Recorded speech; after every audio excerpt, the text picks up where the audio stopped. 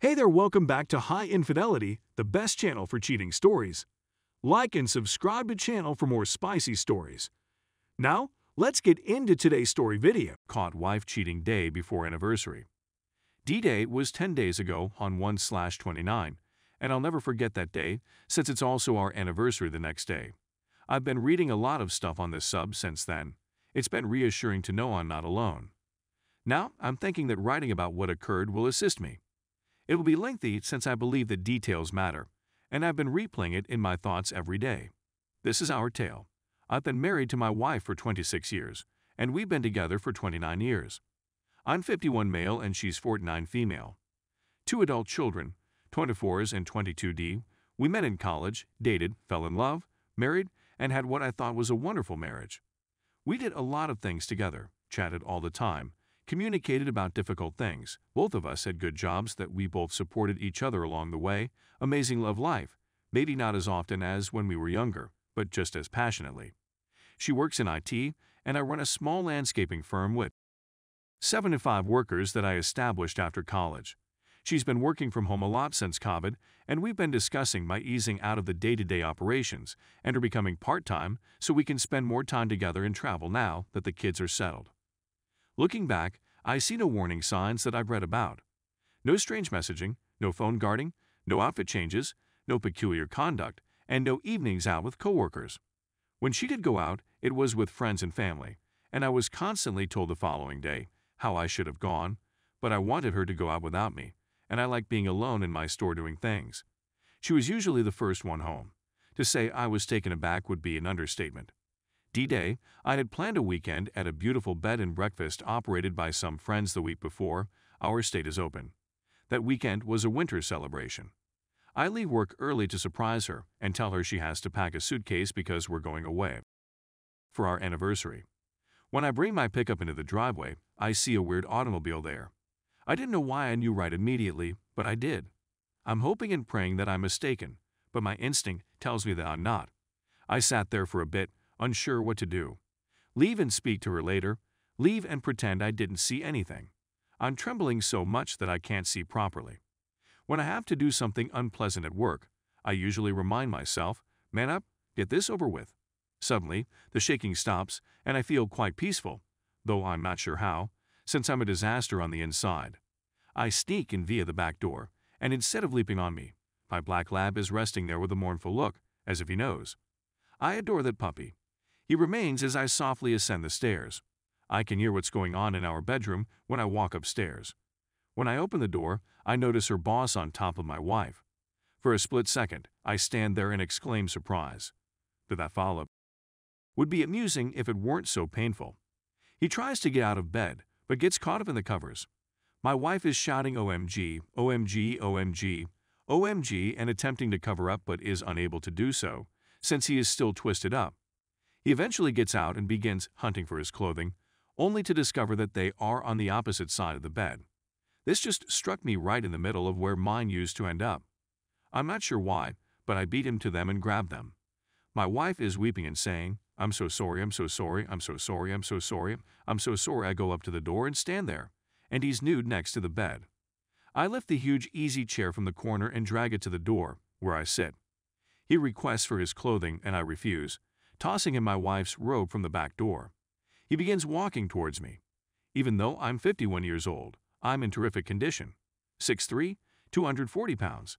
Years of working out at the gym and gardening have contributed to this. If you come any closer to me, it's not going to end good for either of us, I say. Why don't you just sit down because you'll be in the hospital and I'll be in prison. He sits down while his wife into the pillow. After an awkward moment, he says, what now? My response is that I have no notion. Wife is still weeping, but she sits up. Finally, I take out my phone and inform them that they will tell me everything as I record it. They both gaze at one another, and my wife replies, what do you mean everything? Everything, how it began, how long this has been going on, when, where, hotels, meals, etc. Everything. My wife claims that this is the only time I shop BS. You'd never be at ease enough to bring into our bed if this hadn't been going on for a while. If you lie to me again, I'm going to walk out the door and get a divorce lawyer. She begins to weep once again. So during the following 10-15 minutes, Everything pours out, which has been going on for over 9 months. It started with him flirting with her, and so on, till he invited her to lunch and she agreed. They arrived at a hotel after a few beers. That night, she returned home to me as if nothing had occurred. She says it was killing her and she wanted to tell me but couldn't. I'll say it again. If it was killing you, it wouldn't have been so simple to keep going. They even went to a week-long business conference that I used to accompany her to. She informed me that the company's policy had changed and that wives were no longer permitted to attend. I put my phone aside, and there was even more stillness. Then an idea comes to me. I search his clothing for his phone and ask him for the password. He really hands it to me, so I begin searching through his phone. I see some images of a lady I believe is his wife and inquire about her name. Carol. She's lovely, but not as lovely as my Ashley, I tell him. More pictures of children, learning that he has 3, and ultimately a family photo of all of them. A lovely family. Why did you throw it all away for a tumble with my wife? I exclaim as I hang up the phone. His response, what do you mean throw it all away? Me? Do you really believe Carol won't find out? How is she going to find out? He wondered. I'm going to call her right now, I said. He gets to his feet and exclaims, no, you can't. Please, don't do this to him. My wife cries, I blew it. I cannot do this to him. You've wrecked me, our family, our friends, our future, and crushed my heart, and you're concerned about him. I'm trembling again, trying not to weep in front of her, but I can't keep it together any longer. I slump back in my chair and begin weeping. She attempts to approach me, but I tell her to keep the hell away from me. After a bit, I calm myself and return my attention to his phone. Please don't, I implore you, he adds again. I swear to God, I'll tell her. That's correct, I say. He's begging with me not to as I look up her phone number and realize that FaceTime would be even better. Hi, sweet. Looks astonished and asks, who are you? Is my hubby okay? He is for the time being, but he will not be in a minute. I switch the TV to reveal him in my wife's robe standing there. I suppose you know him, I say. The place he's in is my bedroom, and the flowery robe he's wearing belonged to this lady. That's my wife and I got home early today to discover them having, I said, swinging the phone to catch her attempting to pull the blankets over her head. I honestly feel sad for her and remorse for how I handled the situation. She begins to weep, and he goes through the honey, I'm so sorry I can explain, it was only one time routine. I advise her not to trust a word of what has been going on for over 9 months, and that I have spent the previous 15 minutes documenting all the facts they were ready to reveal. I tell her I'll text her my phone number, and she should provide me her email address, and I'll send her the video. I hand him the phone and hear her tell him that when he comes home, there will be a suitcase packed outside, and that if he attempts to enter the house, she will contact the police and hang up. I throw him his clothing, and he walks away after he's clothed. It's just me and my wife now. She looks at me and begins to weep, saying she is so sorry and never intended to harm me, and asking if I can forgive her since it didn't mean anything. All the usual BS from cheats. I look at her and urge her to collect her belongings and get the hell out of my home. I walk downstairs to get a drink. When she gets downstairs, I'm sitting on the sofa. She moves towards me, and I tell her to halt. She asks if we can speak about it, and I tell her that maybe, just maybe, but not just now. I tell her it's going to be difficult not to seek for a divorce lawyer, and she bursts into tears again. When she stares at me, I know she's about to say I love you. Don't you dare say that right now because I don't think I'll ever believe it again, I reply. She again as she turns and goes out the door. When I see her weeping as she walks out the door, my whole existence departing, I collapse and hysterically on the floor. I'm not sure how long it takes, but I eventually sit down, still weeping, and contact my best buddy. I attempt to talk, but I find myself weeping again and unable to get the words out. He inquires as to what is wrong, but I am unable to respond. He asks if I'm at home, and I kind of mumble yes, and he says he'll be right there. He arrives at my place 30 minutes later, and I'm still weeping. I hand him my phone with the video playing, and he begins to watch. I can't stand hearing that anymore, so I'm going to buy us each a drink. He walks into the kitchen, grabs my drink, and drops both of them, saying, "This isn't going to help you." Tells me I can't remain here alone tonight, and goes upstairs to prepare a suitcase. When I go downstairs, he has my lab on a leash, and we walk to his home. That was 10 days ago, and I'm still feeling like a jerk. I apologize for the length of this post. Thank you for sticking with me this far. I'll attempt to provide an update later. First update. This isn't really an update, but rather a continuation of the narrative of D-Day and the days that followed. To all of you who have remarked on how wonderful my buddy is, his name is Dan, and I couldn't agree with you more. I'm not sure what I would have done without him. Because we've known each other for so long, it seems to reason that our families would be close. Our children are buddies, and we used to go camping as a family when they were younger. His wife, Terry, and I have become good friends through the years. This is important to understand because of what follows. I'm silent as we drive to his house, and Dan is growing irritated. When we get at his house, he goes inside and asks Terry, "Did you know?" "Know what?" she says. "Did you know?" he says again, raising his voice. I grab him and tell him it's not his fault. It's not her fault. He realizes he's made a mistake and apologizes to Terry. Terry is now very perplexed. I hand him my phone and tell him to show her. I walk my dog outside because I don't want to hear it again. Terry goes outside, weeping, and gives me a massive embrace that seems like it lasts forever. She takes my hand in hers and leads me inside. The three of us spend the next hour or so talking, sobbing, and talking some more. My phone has been blowing up the whole time, you guessed it, my wife. I disregard phone calls and erase messages that I haven't read. My son finally calls. He's curious about what's going on. Mom is at his and his wife's apartment, claiming that I evicted her from the home. Did she tell you why? I said. No, he replied. Give her the phone. You need to tell him why, or I'll email him the video, I say as I hang up the phone. I shift from BS to protective father, assuring him that everything will be okay and that this is not his fault. He calms down and asks whether I'm okay, to which I respond, of course not, and begin weeping again. He eventually informs me that Mom will spend the night and then hangs up the phone. Almost quickly, my phone rings again, and it's my daughter on the other end. I forgot I had asked her to look after our dog while we were away for the weekend. She's curious about Cooper, my lab. I tell her that something has occurred and that we will not be leaving, but that she is welcome to remain at the house since neither of us will be returning home tonight. What do you mean, neither of you? Says the daughter. Where have you gone? I'm at Dan and Terry's and your mother is at your brother's house. Dad, please tell me what's going on. I can't right now, but I'll stop by the house tomorrow and we'll discuss. She continues pressing that I tell her, and I keep refusing. She eventually hangs up. I know where the next call is going, so I contact my son and warn him to anticipate a call.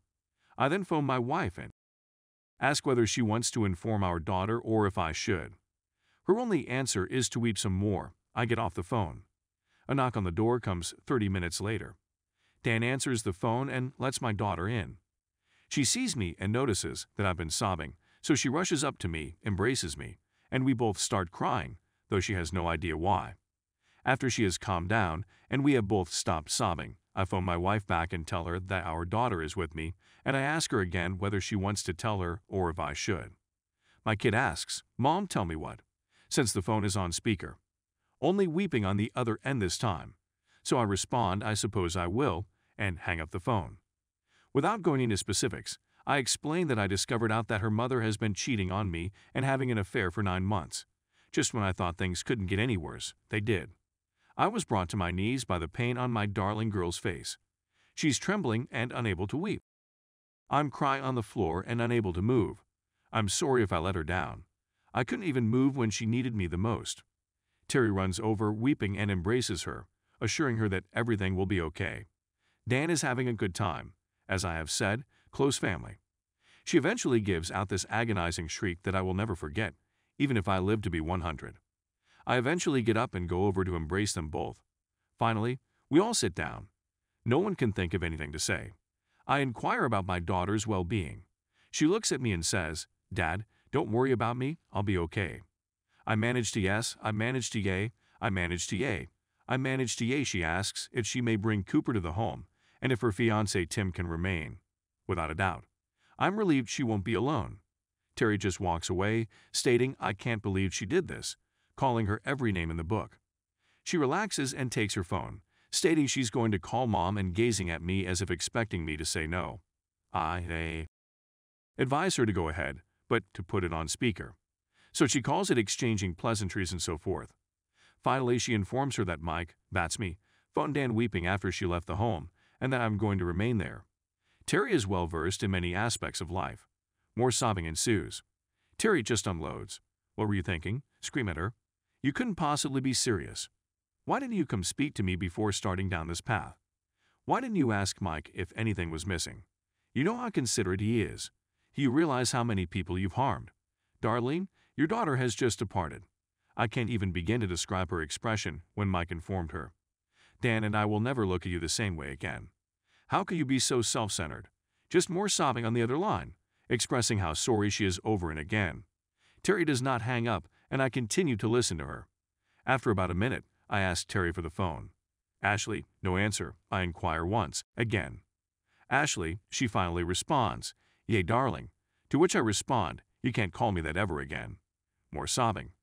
Me, I'm simply curious as to what you're really sorry about.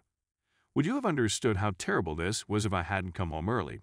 Or would you have your employer after we came back from the trip? More sobbing.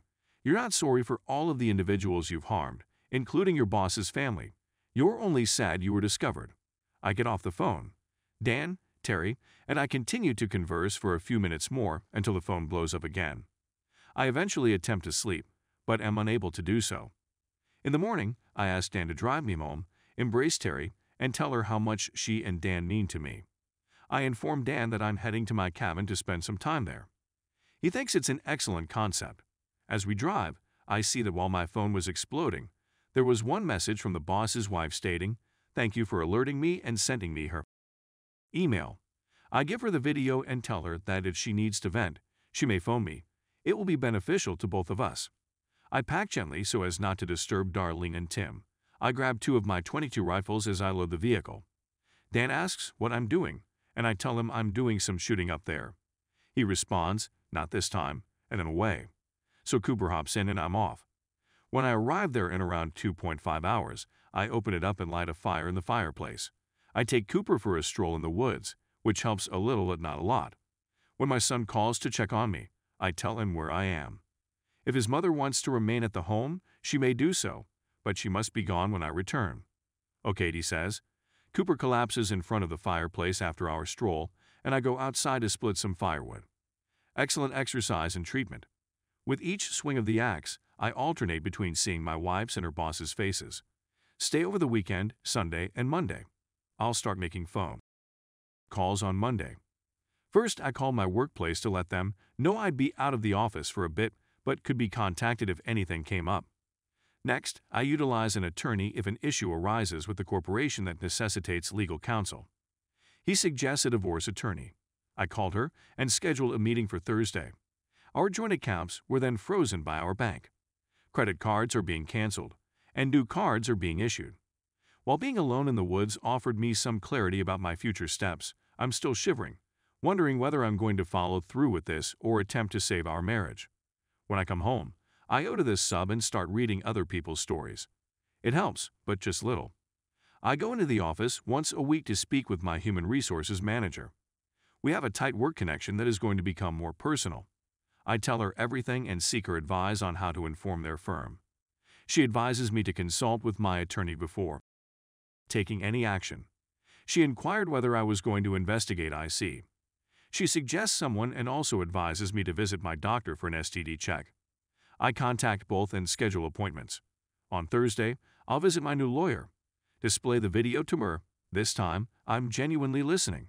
She begins to shake her head and asks, "Why do people do dumb stuff like this?" She turns out to have a zero tolerance for cheats. Her spouse cheated on her and subjected her to hell. So much so that she changed careers and became a divorce lawyer.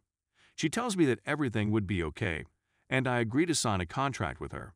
When I inquire about informing my wife's and boss's HR, he suggests we should wait. Meanwhile, my wife and I have traveled to North Carolina. She's returned to our boys. At the very least, she was aware that I needed space and was not there when I returned home. I'm sleeping on the sofa because I can't bear the thought of going into our bedroom.